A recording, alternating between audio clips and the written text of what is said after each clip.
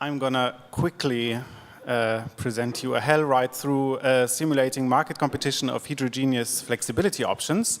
So no brakes, full power. Okay, what about the transformation of the energy system? We know there is a rising share of fluctuating renewable energies. More and more investments happen in energy storages, but the question is, will these investments be recovered actually? And in order to answer this question, or in order to help answer these questions, we want a bottom-up modeling of long-term electricity prices. Now, that is not an easy task. Electricity price modeling is quite complex. We have strategic bidding of actors. Actors have uncertainties, e.g. from competition.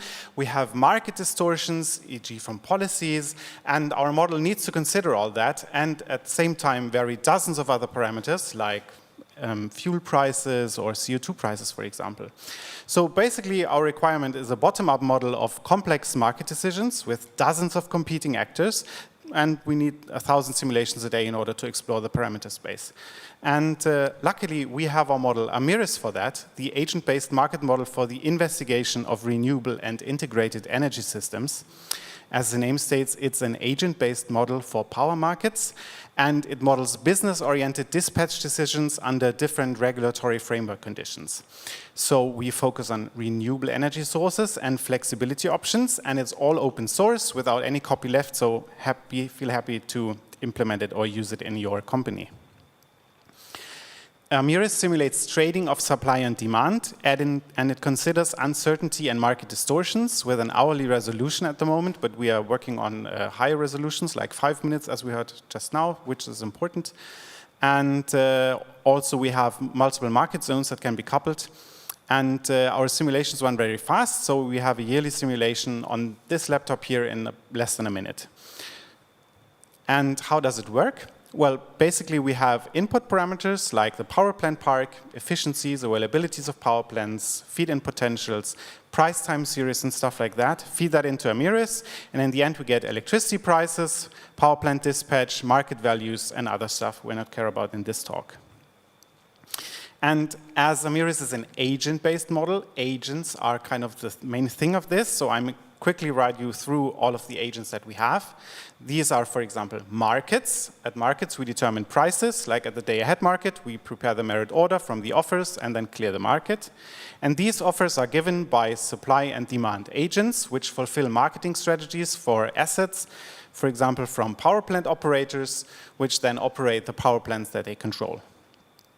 We also have flexibility options in the model, like electrolysis units, storage units, heat pump, and load shifting, for example. And these optimize their dispatch, similar to what we've just heard. And the dispatch needs a forecast in order to be optimized. And this forecast is provided by forecasting agents.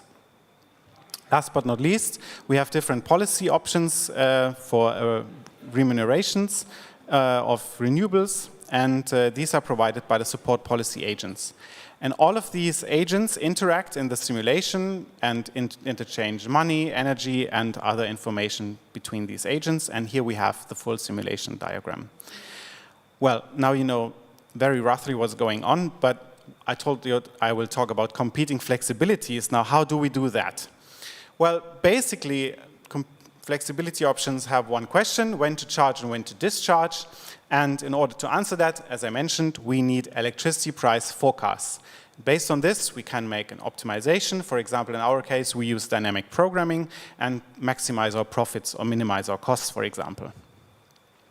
So looking at this exemplary forecast of electricity prices here, we could just say, well, let's charge at low prices and sell again at high prices. But if all our competing actors do the same, we might end up with a result like this, where former valleys turn into peaks and former peaks turn into valleys. So we have kind of underestimated the impact of all the flexibility options, because more and more flexibility options are in the system. And we detected an avalanche effect here. So this we do not want. We want to avoid this. And in order to avoid this, we need a more smart forecasting algorithm. And we use a little bit smarter forecasting by forecasting the whole merit order.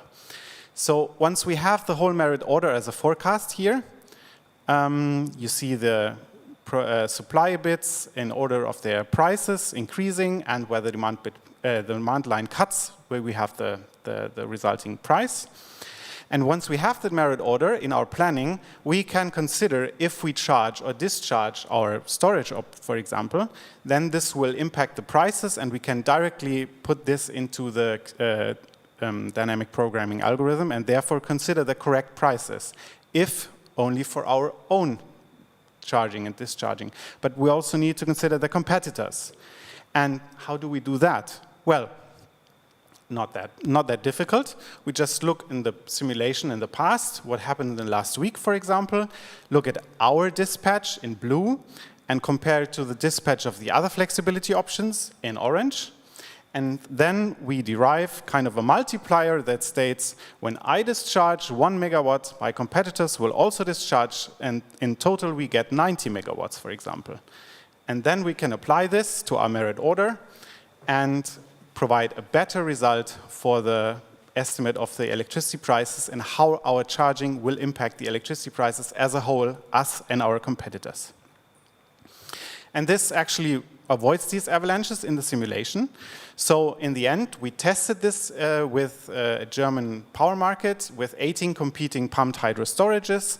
And here you see in blue the simulated dispatch, and in gray the historical dispatch for the simulation year of 2019. And we have very high correlation of the simulated dispatch and the historical one of 86%, and an average error of this backtesting for 1 gigawatt in each hour. And the electricity prices that we generate with the model are also quite good. So we have an 85% correlation with the historical electricity prices and an error of about 5 euros per megawatt hour for the historical backtesting here. So to wrap up, AMIRIS is an agent-based model for power markets. It runs very fast. This laptop, the simulation takes about 35 seconds. We have very convincing performance of this algorithm, and it's all open, Apache 2, no copy left, and we are very convinced that it's easy to set up, so it's basically pip install AMIRIS Pi, and if you can't get it to run in 15 minutes, we owe you a beer.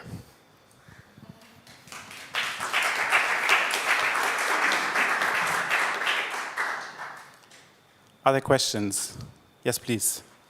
Is it possible to run a yearly simulation within 15 minutes? So it just run a day height, or it's only 24 hours horizon. So if we expand the horizon from 24 hours to 1 year, so can you solve it in 15 minutes? So this is 1 year running. I hit the button now. Oh, doesn't work. Damn it. Why isn't it? Okay. Never mind. How do I do it? Okay, so 1 year takes 1 year of simulation in hourly resolution takes 30 seconds. Yeah. There was another question? Yeah.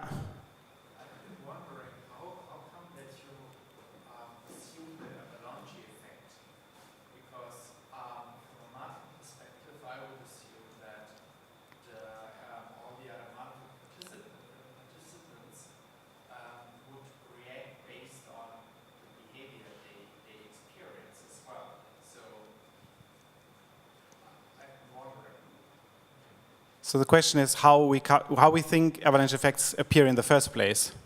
Exactly. Yeah. So depends on the market you're looking at. So on the real market, for example, these avalanche effects might not happen because you will have a smarter forecasting algorithm, by the way. So here we are.